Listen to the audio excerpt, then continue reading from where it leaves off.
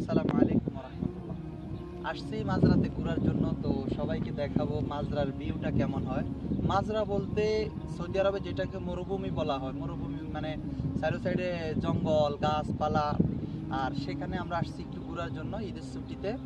তো আমরা এসে দেখতেছি আর কি যে এই মাঝরার মধ্যে দেখুন এখানে কয়েক আইটেমের গাছ লাগানো হয়েছে।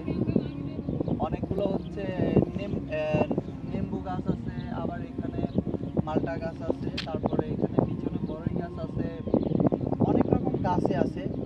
আর আমরা যে সময় আসছি সেই সময় ফলগুলো এখনো অনেক ছোট ছোট।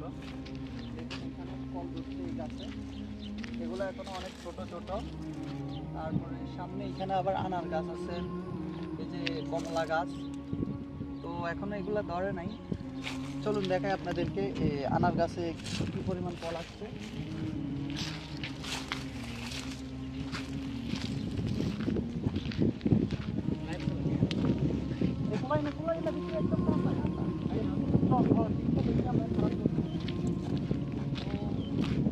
দর্শক দেখুন এখানে আনার গাছের মধ্যে ছোট আনার গাছ অনেকগুলো ফল আসছে। তো এখন এগুলো ছোট ছোট, মানে ভালো ফলের মান ভালো না। আর আমরা কাঁচা বা কাটার পরে দেখলাম আর কি যে আনার ফলগুলো অনেক টক, খাওয়ার উপযোগী না, সেজন্য আর নিই নাই। তো মাশাল্লাহ দেখুন অনেক ফল আসছে এখানে, দেখুন অনেক ফল আসছে মাশাল্লাহ। তবে পাকলে মনে হয় মিষ্টি হবে, কিন্তু এখনো তো এগুলা পাকে না, সেজন্য এরকম ছোট্ট গাছ, কিন্তু মাশাল্লাহ অনেক ফল আসছে। তারপরে এই যে বড়ই গাছগুলো, এই দেশের সিস্টেমটা হলো যে এরকম, মানে গাছটা যখনই উপরের দিকে উঠবে আর কি, মানে লম্বা হবে, তখনই ওইগুলা কেটে দেওয়া হয়। তারপর কেটে দিলে সাইডে এগুলা মানে সমতলভাবে বড় হয়, যার কারণে বড় হইলে বড়ইগুলো হাত দিয়ে নিতে পারে।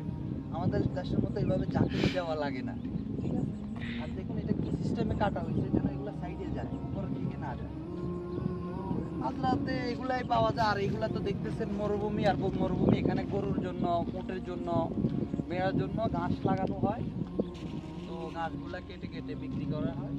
এই এখানে আসছে আমার মামু মিজানুর রহমান। কোথায় বাড়ি, কোথায়? রামগঞ্জ। নোয়াখালী রামগঞ্জের আসামি আইসা মাঝরাতে পলাইছে। আরেকজন লোক নতুন আসছে, উনি আইসাই খেজুর গাছের তলে চলে যায় একটু পর পর, কারণ নতুন আসলে যে অনুভূতিটা হয় আর কি, কারণ প্রচুর খেজুর খেতে হবে, কিন্তু খাইতে গিয়ে দুইটা খাইতে যায়, বলে যে অনেক মিষ্টি। আরেকজনের অবস্থা দেখেন, এটা সবসময় খিসমাইরা থাকে আর ফটো তোলার ভাবে থাকে, কিন্তু ক্যামেরাম্যান নাই, ঠিক আছে। তো সব মিলাই